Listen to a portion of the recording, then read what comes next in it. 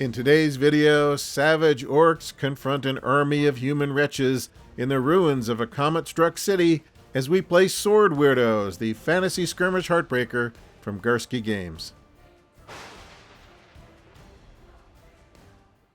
Hi folks, and welcome to the channel. I'm Lee, your old hammered host. I am here with Lynn, your other old hammered host. Hello. And today we're going to play some Sword Weirdos, which is the upcoming fantasy skirmish heartbreaker from Garske Games, who you may know as the publisher of Space Weirdos, the cult classic sci-fi skirmish game. As I mentioned in our last video, we have been blessed with a playtest version of the Sword Weirdos rules. This is not the final version of the game, so some things you see here may be a bit different than what actually gets published. Plus, no doubt, we're going to forget or misinterpret a few rules, so take everything here with a grain of salt, but hopefully, as we say, this will give you a sense of the flavor of the rules. So for our first on-screen attempt here, we have set up a Mordheim Light type scenario. So we have 3 comet fragments here, here, and here. And the goal of today's game is going to be to try to seize a comet fragment and hold on to it until turn 4. We're not going to mess around with running off the board or anything like that. So basically, if a model seizes a comet fragment, it just needs to hold on to it until the end of turn 4, in which case that is a point for its side. This is going to be a 75-point game of Sword Weirdos, which is kind of on the small side. And our table here is roughly 2 by 2, give or take, which is also kind of on the small side. You may have noticed that we have packed the board here with plenty of terrain. That's what the rules recommend. And that's to kind of prevent archers from shooting all the way across the board. You want to provide some basic cover and some line of sight blocking cover. Okay, let's take a look at our 2 warbands for today's game. There's a lot of things you can do to customize a character in Sword Weirdos between your warband trait, your leader trait, the character classes you choose, the weapons you choose, the spells you choose, things of that nature. And so it can be a lot. And so we kind of just said, well, let's make a couple of simple warbands for this first game, and then we can get more sophisticated later on. Anyway, here's my simple warband for today's game. This is a warband of filthy ghouls, led by Karloff, the arch-ghoul, so he is the filthiest of all. And to represent our ghouls, I picked a warband that has the rabble trait. So these are all rabble. And if you have a warband that has the rabble trait, every model except the leader must be a fool or a wretch. And you get to add 1 additional wretch to your warband. So these are all wretches.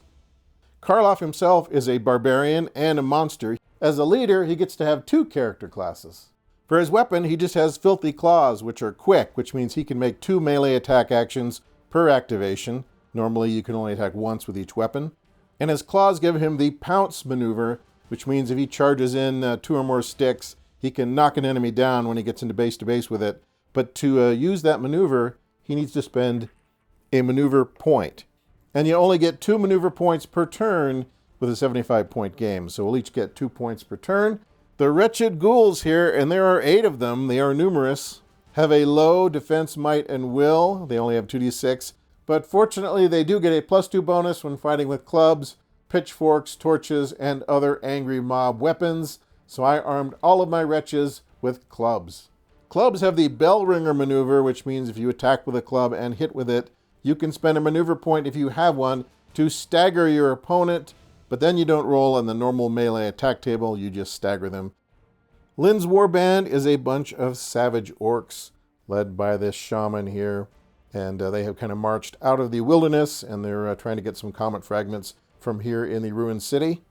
The shaman is a magic user and a bard. Those are his 2 classes, which means he can purchase spells, and he has purchased Ice Blast, Lightning Bolt, and Fireball, which gives him a lot of area of effect type spells. Because he's a bard, he also knows Charm, which means he can try to force an enemy to make 1 action of his choice. And he has Inspire, which will give his cadre here some nice buffs if they are in line of sight when he uses Inspire. The Orc Spearmen here have spears and shields. Shields give them a defense bonus and allow them to block and parry attacks. Spears are very useful. With a spear, you can attack an opponent from 1/2 stick away. Plus it has piercing, so if you hit, you get a bonus on the attack result table. And spears have the set maneuver, which means if an enemy gets within base to base of a spearman, he can spend a maneuver point to set the butt of his spear into the dirt and get an attack on that enemy before the enemy actually engages in melee. So that is pretty useful as long as you have the maneuver points in the bank to spend. Okay, so that is a quick rundown of our peeps. Now I guess we roll a single die to determine who gets to pick what side they want to be on. I got a 2. You got a 3. Okay, so Lynn has picked her side, mostly because it has a handy elevated firing position that her archer can use to pick off wretches at a distance. And I'm going to set up my army of wretches over on this side of the board. I'm not worried about tactics too much because they're just a big mob of them, and they're just going to move forward into the city and try to provide more targets than the orcs can pick off with lightning and arrows. So we'll see if that strategy works. They're all pretty wimpy, but there are a lot of them. Karloff, on the other hand, is not wimpy at all. He is basically a predator, and so if he's able to engage in hand-to-hand, he's got a pretty good shot of being victorious. All right, well, let's roll for some initiative. The winner of the initiative roll will get to determine which team activates a model first, and then it alternates from there. I got a 7. I got a 3. All right, I will activate a model. Okay. To get this show on the road. Most of my wretches have a speed of 2, which means they can move up to 2 sticks per activation. Karloff has a speed of 3. I think most of your orcs have a speed of 2, with the exception of the archer, who is weighed down by armor that he pilfered from the battlefield, so he has a speed of 1, though you can spend a maneuver point to hustle. To hustle, so he can maybe hustle up the staircase when the time comes. But for the moment, Karloff is going to move his 3 sticks. Shorter obstacles can be moved over with no penalty, and if it's a taller obstacle, like let's say something like this set of boxes over here, you would need to spend an action to go over that. But other than that, there's really not that much to worry about in terms of terrain because we don't have anything that's designated as difficult on the board at this time. So Karloff moves a total of 3 sticks, which he can do with a speed of 3, but that uses all of his actions for this turn. So that is Karloff right there, and as you can see, having a small board with a lot of terrain makes it hard to get the camera in there, but we will do the best we can. Okay, so for Lynn's first activation, she is moving her archer, who normally only has a speed of 1, but you're going to spend a maneuver point and hustle, so he can move 2, spend 2 actions on movement, and get to the top of the platform there. So he's right here. He's going to shoot. He's got 2 movement tokens, so that's going to give him a -1 die type on shooting. And to have line of sight, you basically look across the board and see if you can see the shoulders, torso, midsection of the target. The arms, the head, the feet, and stuff like that don't necessarily count. If there's just a claw poking up over a wall, that's not line of sight. And any amount of cover gives the defender a bonus on their defense. So you're going to shoot 1 shot at who? The green wretch with the bone, because there's no cover on him. So the archer here is shooting the ghoul down here, and because of the elevation, there's no real cover in the way. So the ghoul is just going to defend with 2d6, and you're rolling with 2d8 on your might. Normally 2d10, but you have 2 movement tokens, so that brings it down. Take your shot. Oh, 11, that's pretty good. And I got a 9, so you did hit, so you get to roll on the ranged attack table, but with no bonuses. Just roll 2d6. 11, out of action. So you took out that ghoul. So this poor wretch was taken out by an arrow. And the archer gets 1 reload token. So on his next turn, he'll have to spend an action to get rid of that and prep another arrow for firing. As an archer, under perfect conditions, he can actually shoot twice. He can shoot, which gets him a reload token, then spend an action to get rid of the reload token, then shoot again, but he would have a reload token at the beginning of the next turn. So that is the archer. He did a good job. He did. All right, we're down 1 wretch. This wretch is going to move like so. You got to move in a straight line, but you don't have to use a full movement stick. So there is the wretch. Now the orcs get to activate somebody. Okay, so one of your orc spearmen is moving 2 sticks toward that ladder. Yes, he wants to climb that ladder and get that comet fragment. Okay, this wretch is going to move 2 sticks. So there he is. 1 wretch is on the move. So you have 2 spearmen and a shaman to choose from for your activation. So my spearman here is going to move 2 sticks and be right underneath the archer here. So the orc spearman has moved up and he's hiding behind this pile of crates. This club-wielding wretch right here is It's going to move 2 sticks this way. Charge. So there he is on the other side of the wall with a crystal, a comet fragment in sight. So your shaman is going to use a lightning bolt spell, which is normally 2 actions, but because he is a sorcerer for his leader trait, right? Yep. That's only 1. Correct. But he can still only cast 1 spell per turn. So the shaman here is shooting a lightning bolt all the way across the table at this poor little wretch right there. Now lightning is funny because you could hit anybody in a straight line along the route of that lightning, but anyone beyond 1 stick gets a bonus on their willpower roll to resist it because it starts to lose charge, I guess. Yep. The further it flies. The poor little wretch would normally defend with 2d6. Now he's defending with 2d8. And you're casting your spell with 2d10. 2d10. So you got an 8, and the wretch got a 7, so you hit him. I think that means you roll on the ranged attack result table. So 2d6. Yuck. 3 is not great. Not great for a ranged attack. That is return fire. So if the wretch had had a missile weapon that could reach you, he could shoot back. But as it is, the lightning bolt did no effect. Yay, wretch. Woohoo! Okay, so the shaman over here has spent 1 action to cast a spell because he's a sorcerer. So he's going to use his 2 movement sticks to run up the ladder. So he ran up the ladder. 2 sticks worth of movement. Okay, the army of wretches is going to continue their relentless march.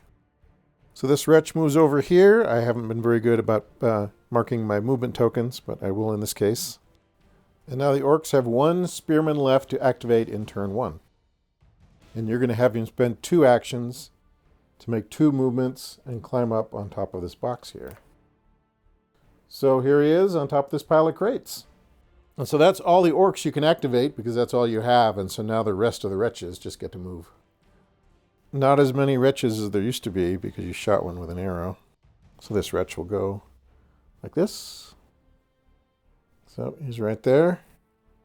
This wretch is going to go screaming this way toward the dice tray.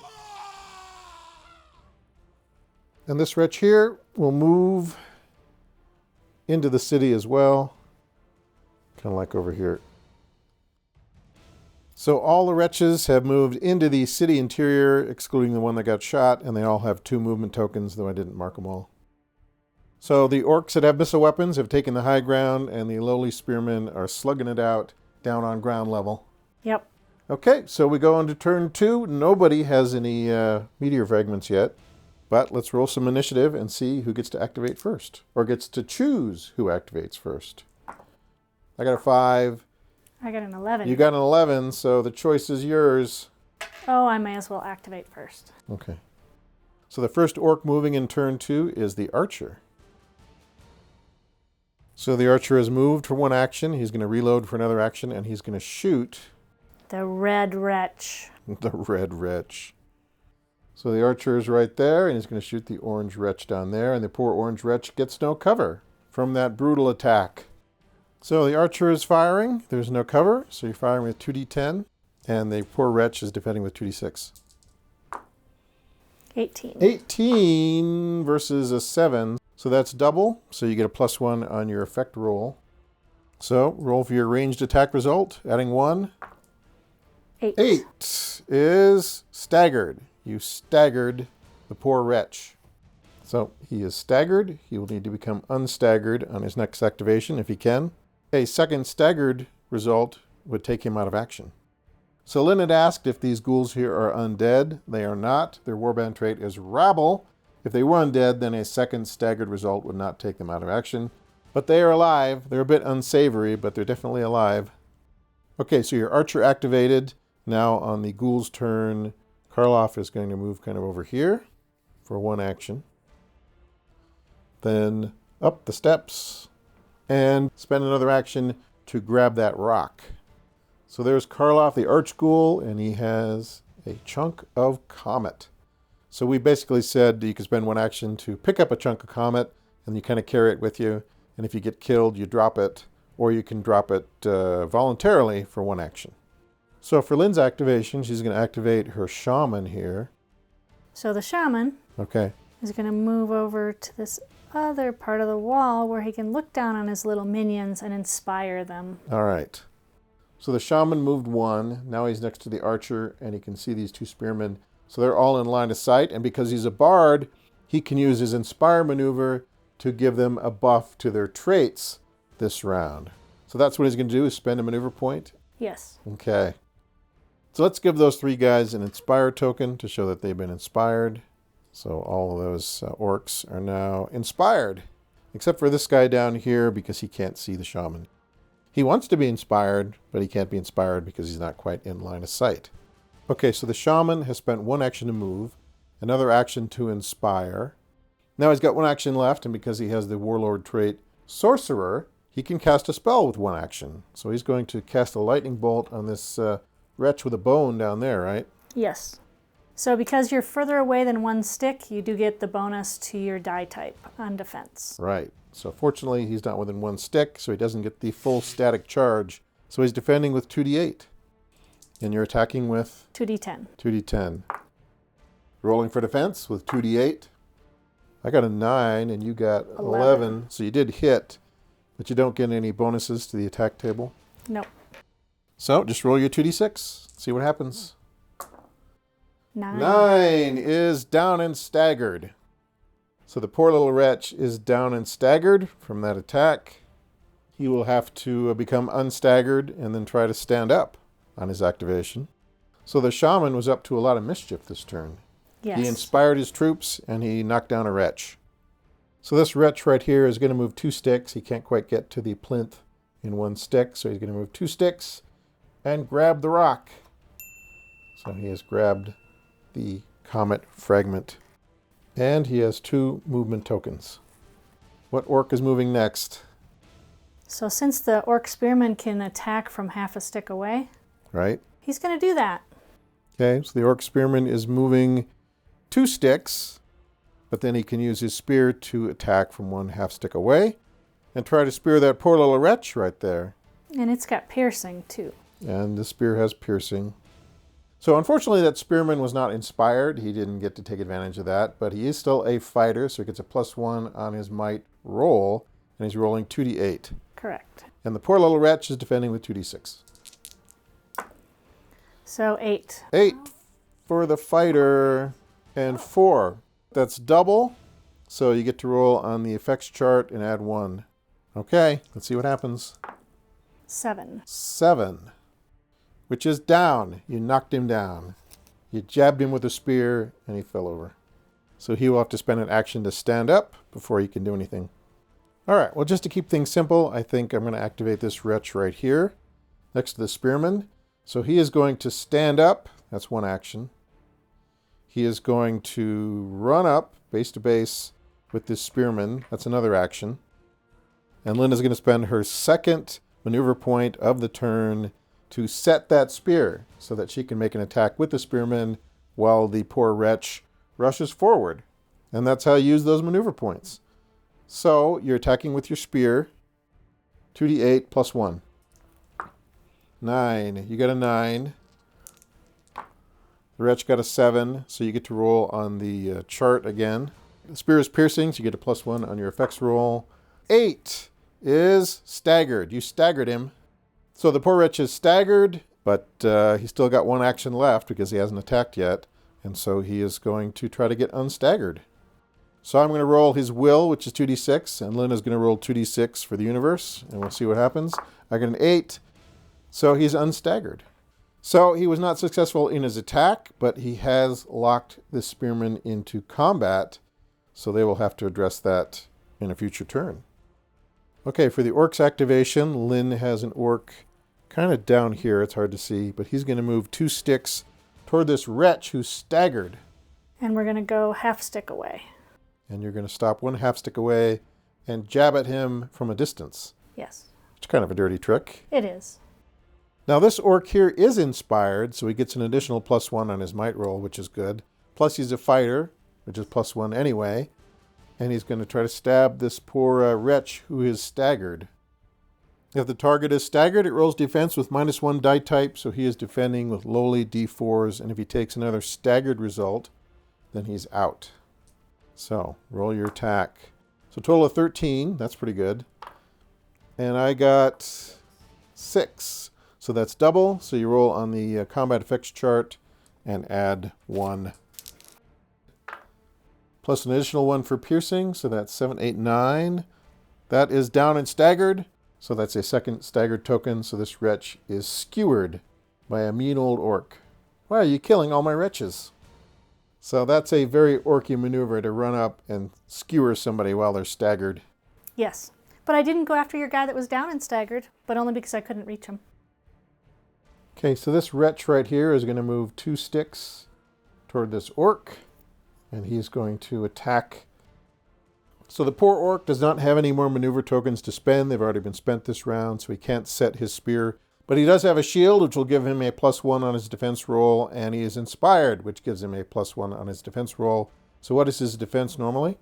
D6. So he's going to roll 2d6 plus 2. And as luck would have it, the wretch is rolling 2d6 plus 2 because he's wielding a club, and that's his wretch bonus. So finally, the wretch bonus is deployed. So I got a 5 altogether. And you got more, you got 9, so the attack missed. But they are still locked in combat. But they are locked in combat. Now the orcs have 1 spearman left. That's this guy on top of the crates. Okay, so the orc is going to move 1 stick down to the base of the stairs, move another stick up to the rock, and use an action to seize the rock. Is that about the size of it? Yep. Okay. He has a rock. And that is all of the orcs. That is right? all of the orcs. So I have 3 wretches left. 1, 2, and 3. This one here needs to try to recover, so he will do that. Rolling 2d6. He gets a 7 versus a 7. So that's just enough to become unstaggered. Then he needs to spend an action to stand up, so he can stand up. Then he's going to spend 1 movement to get in base-to-base contact with that orc, but he can't attack yet because he's used all his actions. 1 to recover, 1 to stand up, 1 to move. But he is in base-to-base. It's kind of hard to see, but here's a tiny wretch down here. And he's going to move 2 sticks across the plinth and toward that stack of crates. So he is wretching his way across town. He's a bit hard to see, but there is the tiny wretch down there by the crates. And this wretch right here will kind of go like this and like this, which would put him around there. And that is the end of round 2. And that is the end of round 2. So where are we at? Let's take stock. So we have a wretch and an orc in pitched combat down here. Here is an orc up here who has a fragment of meteor. This orc spearman is fighting with 2 wretches down here. If the wretches are able to attack at some point, they will get a bonus for having 2 wretches in base-to-base with that orc. Here is a wretch over here with a fragment of comet. Here is just a wretch running around. And then up here is Karloff, the archghoul, who has a fragment of comet as well. I guess we move into round 3. And some stuff's going to happen. Lots of stuff's going to happen. Yep, there are lots of wretches running around. I could really use initiative today. Well, just when you need it most is when you're not going to get it. That's rude. So you got to be zen about it. When you roll your dice, just say, I do not care if I get initiative or not. I got a 5, you got a 9. See, it worked. So the orcs have initiative, and the shaman has some plans to try to zap Karloff, but before he does that, he's going to play a little tune and try to inspire the archer and then a spearman over here, right? Yep. So 2 members out of your warband of 5. Well, that's good. That means this spearman here who's fighting for his life is now inspired. He hears a catchy tune from the shaman, and so now he's going to have a buff on his attributes, as will the archer. Okay, then what? Then I'm going to try to use Lightning Bolt on Karloff. It's my best chance. All right, so the shaman is going to lightning bolt Karloff over here. It's further than 1 stick, so that will help out Karloff. Karloff normally defends with a 2d8, but now it's a 2d10, and the shaman is spellcasting with a 2d10. So that's a 12. And Karloff got a 10, so yes! you hit him with lightning. That's good. So now you're rolling on the ranged attack table. 9. Down and staggered.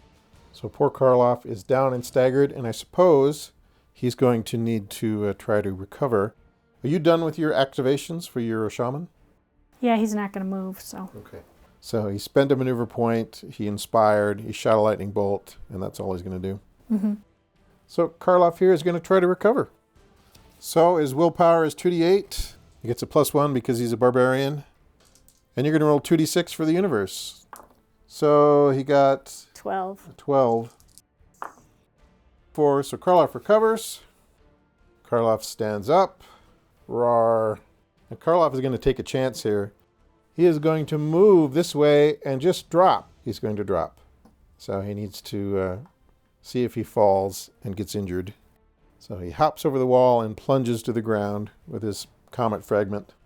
That would be amazing if he was out of action from his fall. Would be, I wouldn't would it? laugh. Well, got to take a few chances in this Well, that's crazy why I old tried world. to shoot him. So he moved off of elevated terrain. He fell 1 level. He's got to make a defense roll versus 2d6 plus 1 die type for every additional level. So it's just a defense against 2d6. Karloff has a defense of 2d8. He's rolling against 2d6 for the fall. He got a 9 versus an 8, so he's okay. Lands in the dirt with his comet fragment, but at least he has some cover. Okay, so Lynn has a crafty maneuver here. She's going to take her spearman with his comet fragment, and they're going to move down the steps 1 stick and over a little bit and stay 1/2 stick away and jab at one of those ghouls, one of those poor rabble, with the spear and try to take him out, which would then benefit this guy here, this other orc who's fighting him off. Is that about the size of it? That is the size of it. So this orc here is going to move 2 sticks and then stab at that ghoul.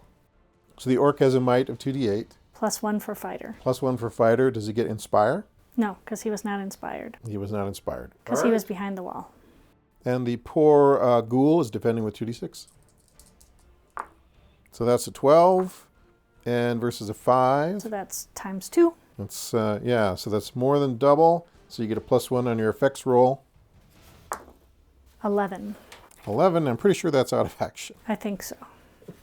Yeah, 10 plus is out of action, so this ghoul is eliminated. Which will help this guy out because now there's not 2 ghouls kind of ganging up on him. Right. So this ghoul will use his club to attack that orc. The orc has a shield and he's inspired. And the poor ghoul gets a +2 because of his club. So I got a 10, and you got A 10. a 10. If the might roll is less than or equal to the defense roll, nothing happens. Yay. So you lucked out. So this wretch could try to run away, but I think he's just going to stay locked in combat there and try to kind of hold that guy in place. Okay, so you have an orc here, you have an orc down here, and you have your archer still. The archer is going to shoot that wretch carrying the yellow comet fragment. So the archer here is shooting the wretch down there. So for cover, it says, if the target model is concealed by any amount of cover, it rolls defense with +1 die type. So your archer has a might of 2d10 because he is a crazy accurate archer. +1 for inspire. +1 for inspire. And I'm defending with 2d8 because I do have some cover. 7. 13. So not quite double. So you successfully shot him. You don't get a bonus though, and you roll 2d6 on the effects chart. 11 out of action. So this wretch is killed, And he drops his fragment. leaving a meteor fragment behind. So that's a drag. Okay, so the archer, did he start with a reload token? Yes, he did. So he had to spend an action to reload. Then he shot. Then he gets a reload token again. And he can spend an action to get rid of it. So he's all ready to shoot next turn. Yep. Okay, so what are you going to do? Well, I have to pick up that fragment here. So I think this wretch here is going to move this way. He's going to pick up that fragment and then move out of the line of fire. So he is going to try to get out of the kill box and then run like heck towards some cover. So you have 2 orcs left. They're both spearmen. One is right here. One is right here.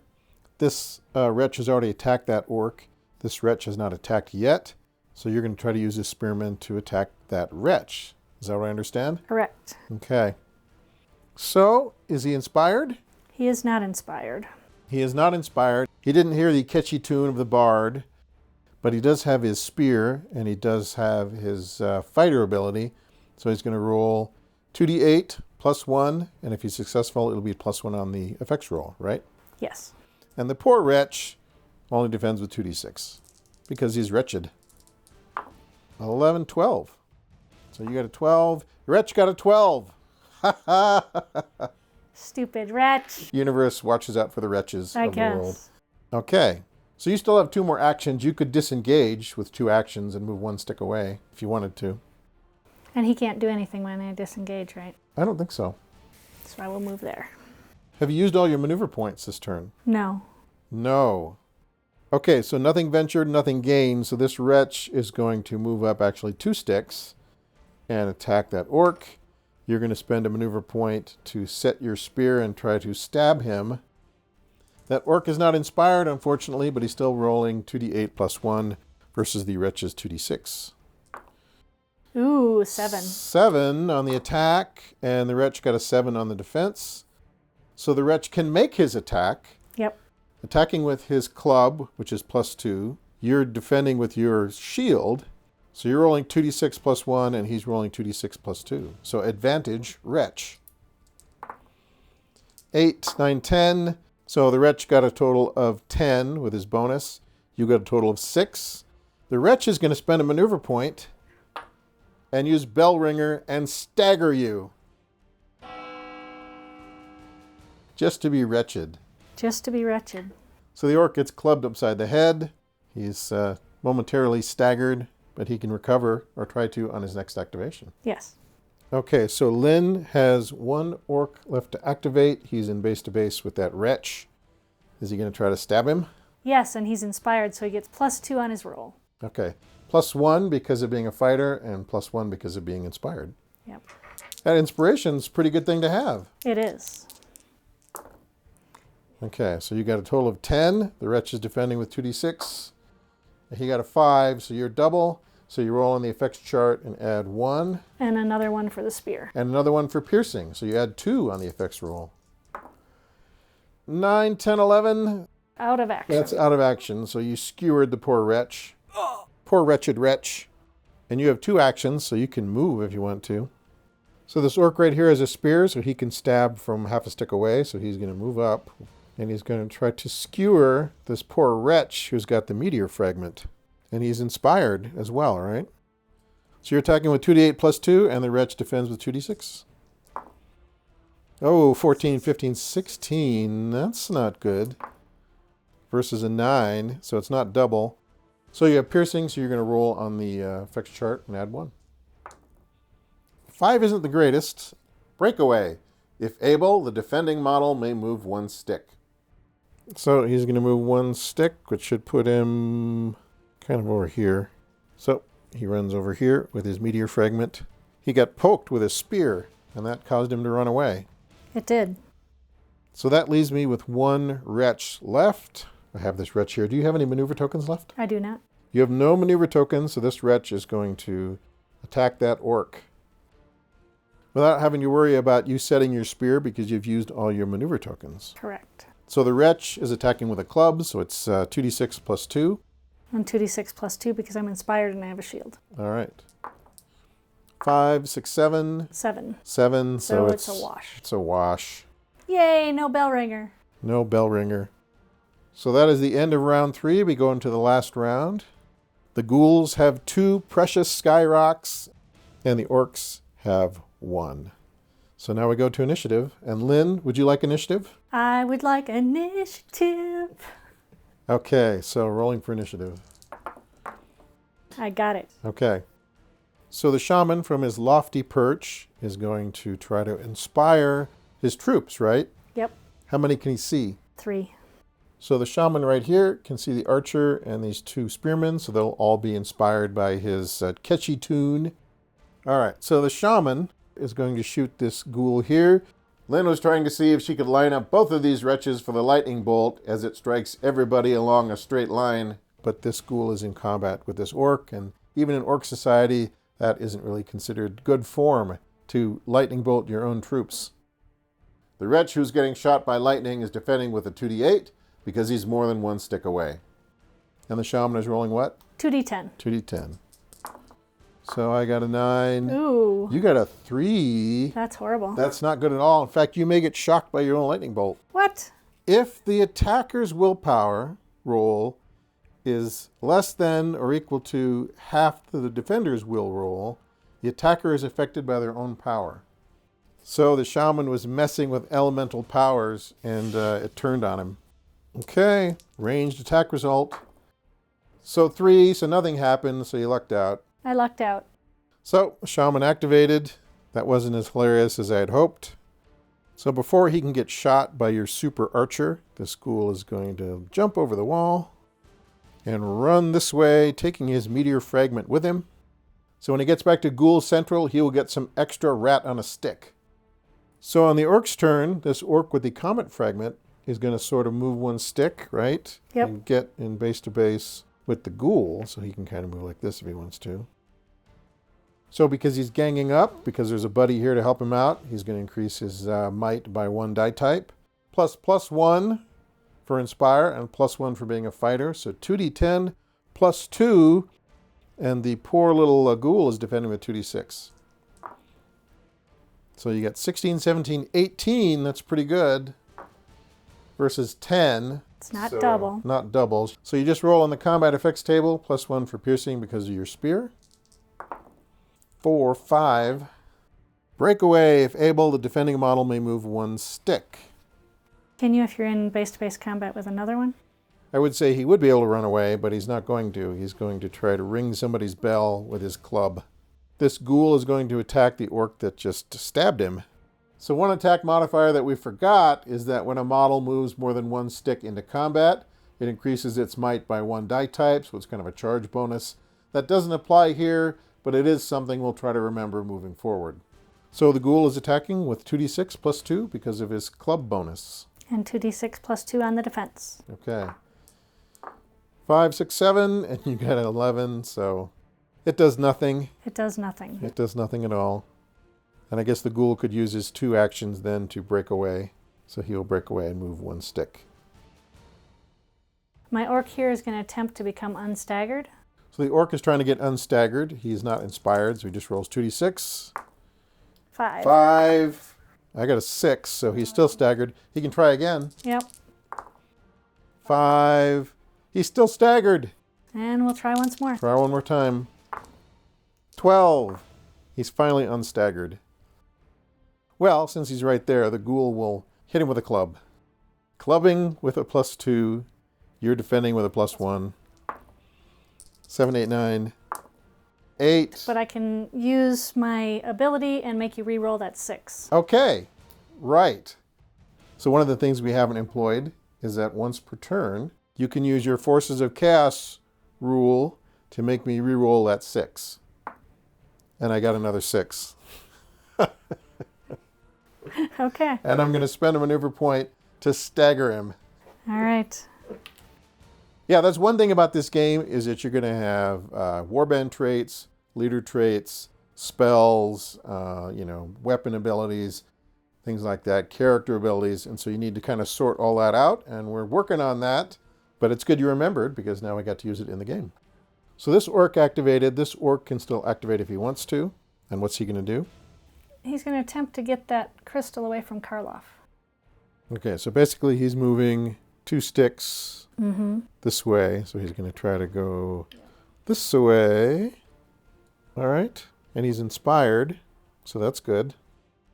So just to help us to remember for the future, we're going to give this orc the charge bonus since he moved 2 sticks into combat. So he's going from 2d8 to 2d10, +1 for being a fighter and +1 for being inspired. 13 + 2 is 15. And I got a 6. That's double, so you get to roll +1 on your roll, plus another +1 for Pierce. So that's a 6. Knockback. Defending model must move back 1 stick. So he moves about like that and falls down. Could have been much better. You could have taken him out. That would have been better because then we would each have 1 fragment and the game would be tied. This ghoul here is going to attack the orc that has the comet fragment. And you're going to try to jab him with a spear while he runs up. Attacking with 2d8 plus 2. 12, 13, 14. And I got an 8. So you roll on the attack chart, add 1 for piercing. 6. Knockback. Defending model must move back 1 stick. He goes back 1 stick. And he's knocked down, which is kind of a drag. But he can spend his last action to stand up. So he will do that.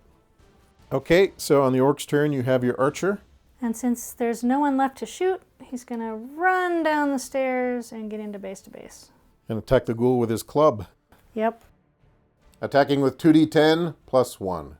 17 total versus a 6. So you roll on the combat chart and add 1. 8. Staggered. So you staggered him. So it's an 8, so the ghoul is staggered. So Lynn had asked if the spearman would provide a bonus to the archer because the spearman is in base to base, but the spearman is staggered right now, so he's not really in base to base. So I got one guy left, that's Karloff. He's going to stand up, move forward for 1 action, and attack with his claws. So just because Karloff didn't get to attack anybody, he's going to attack anyway, even though that doesn't make much sense. So he's got a might of 2d10. And I've got 2d6 plus 2. And you got 2d6 plus 2. All right, here we go. So I got a 4. Oh no. And you got a 7, so that's no effect. So that is the end of the game. So Karloff has a meteor fragment. This plucky orc spearman has a meteor fragment. This lowly wretch has a meteor fragment. And there is a big brouhaha down here between 2 orcs and a wretch, and 1 orc and 1 wretch are staggered. And the shaman looks down from his perch at the spectacle of it all. So I guess we can call that a minor ghoul victory. They did get 2 fragments to 1. But the orcs were pretty tenacious, and it could have gone easily either way if the orcs had won a couple die rolls that they lost. Like, I think there was a couple of spell effects where you could have fried somebody with a lightning bolt, but you just didn't. Right. And there was a couple of little rules we forgot, like charging into combat. And then Lynn's Warband trait, the Forces of Chaos, which would have made me re-roll some high die rolls on occasion. I think once per turn, something like that. Yep. But that's okay. We got most of it, I think, or some of it anyway. And it's worth pointing out that the orcs did eliminate more than half of the wretches while not suffering a single casualty themselves, so the ghouls paid very dearly for their shiny comet fragments. All right, folks, that is a wrap on our first on-screen game of Sword Weirdos from Garske Games. If you have any thoughts about Sword Weirdos or wargaming in general, please leave a comment in the comment section. We always like to know what you're thinking. We'll be back soon with some more tabletop wargaming stuff. But until then, take care of yourselves, and we'll see you next time.